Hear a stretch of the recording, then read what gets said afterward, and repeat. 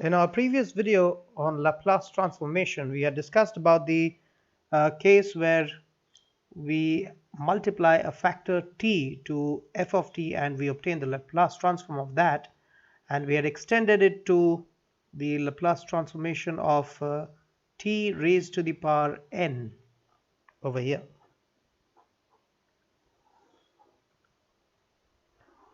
Now we shall try a few numericals that are related to this, and to begin with, we have supposedly a transformation involving uh, Laplace transform of sine hyperbolic at. That will be, well, not sine hyperbolic at but t times of sine hyperbolic at. So that will be equal to, first of all, we need to know what is the Laplace transform of sine hyperbolic at. Now, as we know, we have already discussed that that is equal to a over s squared minus a squared. Now, with t multiplied to it, we know the formula for that. So in that case, if we have t multiplied to it, that means single t means t raised to the power 1 sine hyperbolic at. Now with t raised to the power n, we had the general formula where we had minus of 1 raised to the power n, which means over here we'll be having minus of 1 raised to the power 1, and the first order derivative, there we had the nth order derivative, so we'll be having the first order derivative over here, and of what? Well, the Laplace transform of sine hyperbolic h, which is equal to a over s squared minus a squared, and this is equal to, well, the minus 1 stays as such, and as for this derivative, we have that value to be equal to the negative of a over s squared minus a squared whole squared, and then minus can get cancelled out, and obviously we'll be applying the chain rule, for which the derivative of s squared goes to 2s. So we have the final result as 2as over s squared minus a squared raised to the power 2. So that is the answer for this question that we had. Now let's try one more. Now suppose we are to obtain the Laplace transform of t square cosine at. So first of all, the Laplace transform of just the cosine at is going to give us s over s squared plus a squared, and then we have t square multiplied to it, so the Laplace transform of t square cosine of at is going to be minus 1 raised to the power 2, and then we'll have the second order derivative d2 over ds squared of the Laplace transform of cosine at, which is s over s squared plus a squared. Now in order to do that, first of all, well, this goes to simply 1 minus 1 raised to the power 2, that is positive 1. The first derivative of this thing will yield, this is a u over v function, so we have the v to remain constant at first, and then we have the derivative of s, which is 1 with respect to s, and then minus of the derivative of the second of the denominator while s remains constant, so we have 2s over here. So all of that divided by s squared plus a squared raised to the power 2. So this is after we have done the first derivative. Now the second derivative. So well, we'll just evaluate what's within the bracket. So within that square bracket we have s squared plus a squared minus 2s squared. So that leaves us with a squared minus s squared divided by s squared plus a squared whole squared. And then if we were to do the derivative one more time, so what we have is the derivative of the first, or the numerator, while the denominator remains constant. So s squared plus a squared whole squared remains constant. The derivative of the numerator now will give us 2s minus a square minus s square, and the derivative of the denominator would give us 2 times of s squared plus a squared, but there will be a chain rule applied, so we have one more 2s with us.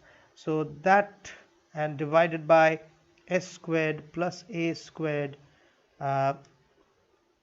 cube,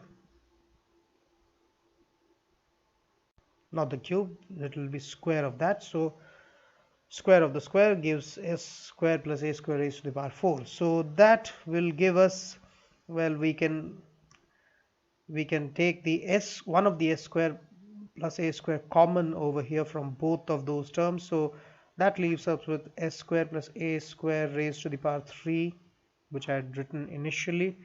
And then over here we have s square plus a square minus 2s minus, this is, you can take it as s square minus a square and keep it as plus, and one of the s square plus a square has gone, and you have 4 times of s over here, so 4 times of s.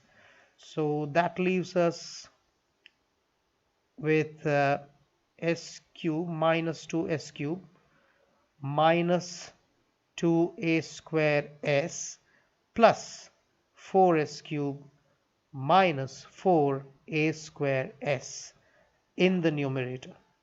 And over here we have that factor raised to the power 3.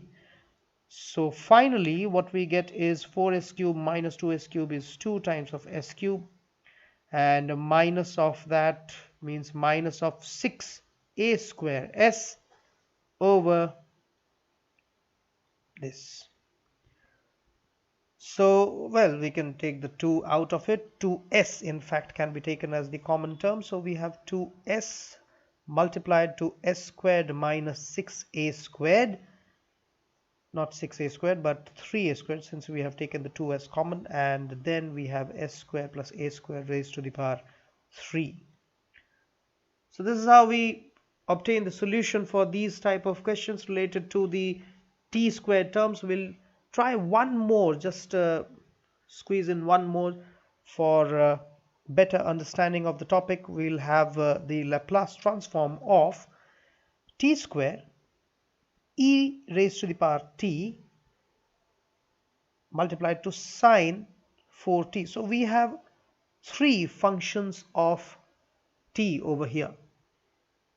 Now we can try this one at a time, one step at a time. But however, we know this by shifting theorem that e raised to the power at multiplied with any given function will give us the Laplace transform of f of s minus that a. So that is going to give us, so first things first, we obtain the Laplace transform of e raised to the power t sine 4t. That means e raised to the power at sine bt is what the formula that we had discussed, and that would give us b over s minus a in this case is 1 whole squared, plus over here we have b squared, which is 4 squared, that gives us 16. So this is the Laplace transform of e raised to the power t multiplied to sine 4t. Now we will be doing the t square, which means we'll be doing the Laplace transform of t square with all of that, that is exponential of t sine 4t, and that is going to give us a minus 1 squared double derivative, which is the second order derivative with respect to s of this Laplace transform, that is e raised to the power t sine 40, which is 4 over s minus 1 squared plus 16. Now the first derivative and the second derivative, uh, one after the other, is to be performed. I'll keep this one short. I'll leave it at your uh, in your hands to solve. I'll give you the answer directly, for I have solved it in my rough work. So the answer that I get from my rough work is something like 8 times of 3s squared minus 6s minus 13 whole divided by the s square minus 2s plus 17 whole cube. This is what I get. If it differs in your from your answer, then we'll just check it once again, but I don't think there's any mistake in my work. So let's see, you can give it a shot, and we'll see if there are any different answers. Having tried all of that, what about the Laplace transform of 1 over t times of f of t? This means it is t raised to the power minus 1 instead of t raised to the power 1, which we had. Now, it's pretty obvious that you may come up with the formula where for n you'll be substituting minus 1. And if you do that, what you tend to get is that you have minus 1 raised to the power minus 1. So let's write that first. So this is t raised to the power minus 1 f of t, and we are to obtain the Laplace transform of that. And if you use the formula over here, so you have minus 1 raised to the power minus 1, which is fine. We can take the minus 1 in the denominator, and eventually it's minus 1, so that's okay. But what about the derivative now? The derivative, well, we had the first order derivative for sure, but minus 1 seems pretty awkward. Well, I would suggest that this minus 1 that we have over here for the derivative is nothing but the integral or the integration that we need to do, because the mathematical operation or the inverse mathematical operation for a derivative is integration. If in differentiation or derivative we are breaking a given function, in the reverse of that is just to add that function over a given small elementary function, that is the ds. So in this case the formula, so this is not the way of writing it actually, so I'll be writing it in a decent way. So we have the Laplace transform of 1 over t times of f of t, which is going to be of the form integration of f of s over ds, but the integration, the limits of the integration that we are going to set is from s right up to infinity, not from the regular 0 to infinity case. So let's see if this is true. We can actually prove this. So as a proof of it, I'll be providing the proof where we should first start with the right hand side over here. So this integration or the Laplace, well, this integration, that is s to infinity, the capital F, as you know, is the Laplace transform of f of t, or I can write it once again. So Laplace transform of f of t ds. And what is the Laplace transform of f of t? Well, that is simply the integration from 0 to infinity e raised to the power minus st f of t dt, and then not dt over here, we have, yes, we can have dt over here, and then ds. Well, we can take the ds in, we can take this integration out, that is from 0 to infinity, and we put this integration, that is from s to infinity, we put it inside, and e raised to the power minus st f of t ds now, and dt stays out. Well, f of t really doesn't count over here because it is a function of t, so it'll be staying out of the equation in this integration for sure. The only thing that we are going to get is the integration for e raised to the power minus st.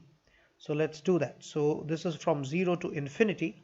E raised to the power minus st integrated gives us, well, because it is over ds, so we'll have 1 over t as the result multiplied to e raised to the power minus st. And we have the f of t over there, and let's keep it. It won't do any harm to us because the substitution that is for the lower and the upper limit has to be done in place of s because we have integrated over s. So this is dt, and all of this is sorted. Now this, obviously there's a minus to consider. Now if we place the limits over here, then what do we get is we get the 1 over t, and f of t can stay out, and as far as e raised to the power minus st is concerned, for the upper limit we can take the minus inside, or let's keep it outside.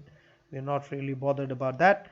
So 1 over e raised to the power infinity for the upper limit minus 1 over e raised to the power minus st, which is not minus but plus 1 over e raised to the power st, which is the case for that. That is okay. And then this minus 1 over e to the power infinity is obviously going to be 0 because anything over infinity is 0. This minus, when multiplied to the minus over here, that becomes a positive term. So what we are left with is this 1 over e raised to the power st. When it goes up, it is e raised to the power minus st, and we have 1 over t over here, and that is f of t dt integrated from 0 to infinity. Now this form that you see is nothing but the Laplace transform of 1 over t times of f of t, because that form is for the Laplace transform. So this is the Laplace transform of 1 over t f of t as we have obtained. This is nothing but the integration of the Laplace transform of f of t. So let's try a few numericals to solve this, using this, not solve this, but using. First up, we have the Laplace transform of sine 2t over t. So in order to try that, first of all, we obtain the value of Laplace transform of sine 2t. And that is simply 2 over s squared plus 4, that is 2 squared. Sine at Laplace transform is a over s squared plus a squared. So that is, instead of a we have 2 over there. Now with this we'll be obtaining the Laplace transform of sine 2t over t, which means it is the integration from s to infinity and the Laplace transform of sine 2t, which is this one, that is 2 over s squared plus 4 times of ds. And as we know, this is going to be simply 2 times of, the 2 can come outside, and as far as that is concerned, we have that to be equal to half of the tan inverse of s over a in this case is 2, so I write it directly, s over 2 taken from s to infinity. And as we know, these 2's can get cancelled out. We have tan inverse of infinity in the first place minus tan inverse of, well, as far as s is concerned, we keep the s over 2 over here. Now tan inverse of infinity is pi by 2 radian minus the tan inverse of s over 2. We can keep it like that, or we know this is simply cotangent inverse of s over 2, trigonometric identity. In the next bit, we shall be trying the Laplace transform of 1 minus cos t, that is cosine t, over t square, that is whole divided by t square. Now, for that, first of all, we'll be obtaining the Laplace transform of the numerator, which is going to be Laplace transform of 1 minus Laplace transform of cosine t, and that's going to be equal to for 1 we have 1 over s, and for cosine t, not a here being equal to 1, so we have s over s squared plus 1. So that is pretty straightforward. Now, as for the Laplace transform over here over t square, now we have given the formula for the Laplace transform over t. So this is what we have discussed, that is the Laplace transform of 1 over t times of f of t, which was pretty straightforward. But now we have 1 over t squared, which means t raised to the power minus 2. If you go back to that derivative expression that I have shown you, that I have just striked out, crossed, but that is pretty straightforward in explaining what we are to do, because here we have t raised to the power minus 2, and so we have the derivative inverse that we had over there, that is going to be of the order minus 2, which means we will have to integrate it twice. So we'll follow a step-by-step procedure in this. So first of all, we'll be obtaining the Laplace transform of 1 minus cosine of t divided by t. Then again, after obtaining this, we'll be applying the 1 over t rule once again. That means we'll be integrating it one more time. Now this is going to be simply integration from infinity to s as we know it, and the Laplace transform of this, which is a Laplace transform of this, that is 1 minus cosine t, and that's resulting in this. So we have 1 over s minus s over s squared plus 1, all multiplied to ds. That is pretty straightforward once again, and that would result in something of the form logarithm of s minus 1 over 2 times of the logarithm of s square plus 1, and we take the limit, we set it from, as we have done, we are setting it from s over to infinity. We put those limits in place and obtain this formula. So putting those limits over here, what we get is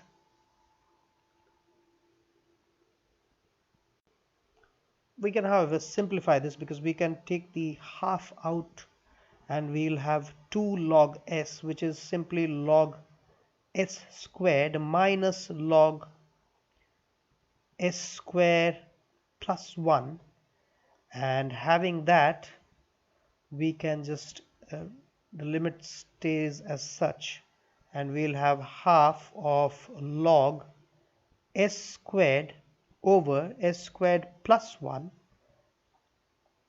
and we'll set the limit from s to infinity. What that would give us is that we can take one of the s square common over here for simplifying it.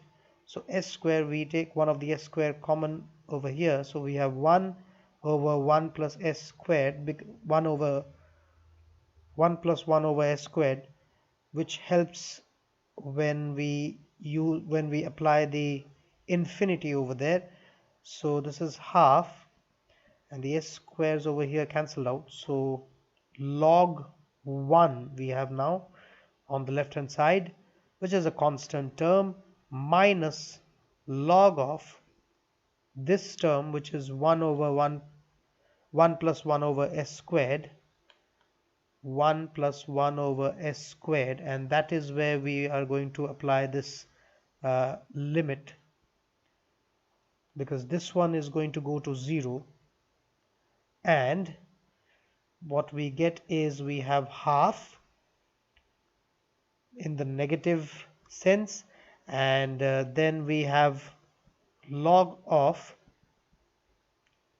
1 plus 1 over s squared means 1 plus 1 over infinity minus the lower limit 1 plus 1 over s squared. It remains as such.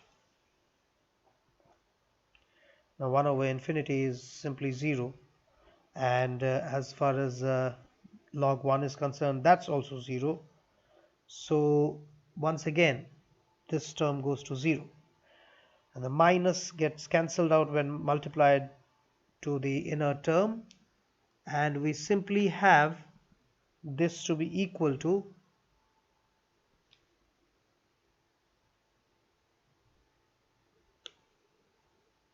half of the log of s square plus 1 over s square. This is what we end up with after the first integration. Now for the second part, we'll have to do one more integration over here, because we need to obtain the 1 over t square. So in order to obtain that, what we do is we have 1 over t of the Laplace transform of 1 minus cosine t over t. So that means this is going to be from s to infinity, and the Laplace transform of that, it's actually inside, not outside. So this is going to be the integration from s to infinity, and the Laplace transform that we have obtained over here of this. So this is 1 over 2 log s square plus 1 over s square times of ds.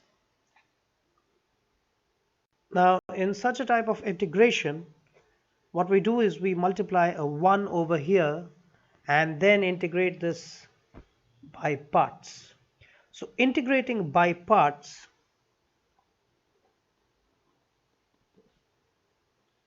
what do we get?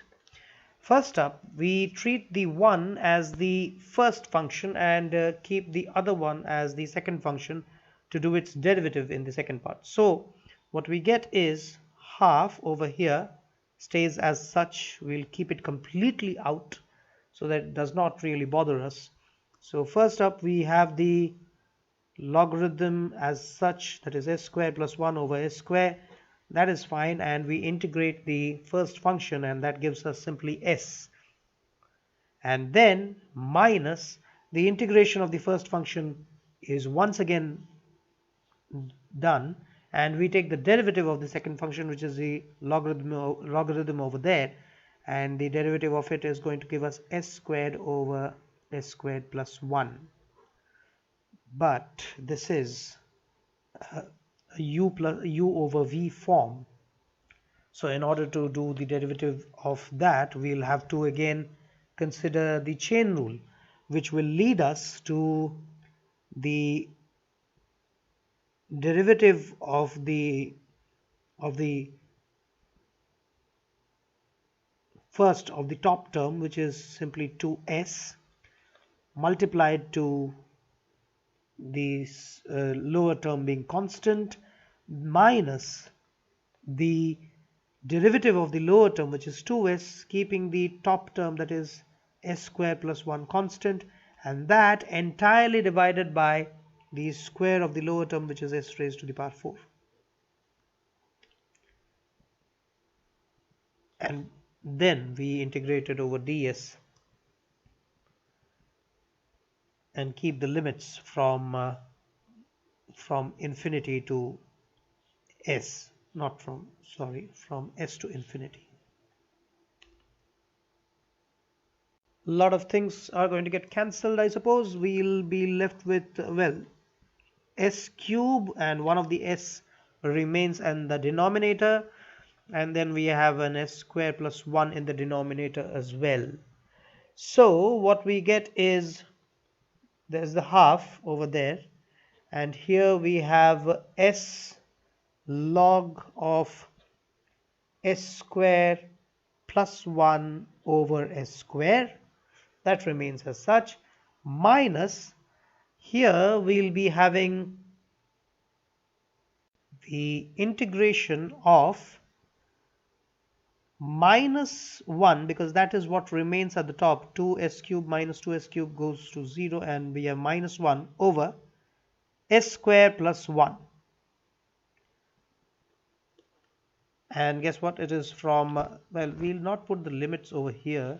We'll rather take it over here, because that is where we are going to put the entire equation's limit.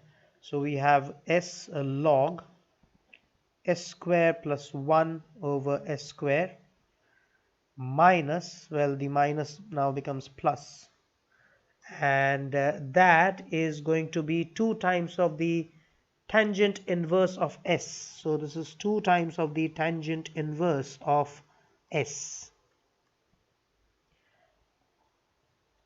And if we take those limits into consideration, what we get is, in the first case over there in the logarithm, well, if we set the limit, the upper limit, that is infinity, that's going to go to 0, because s square can be taken as the common term, and then we'll be having the same case over there.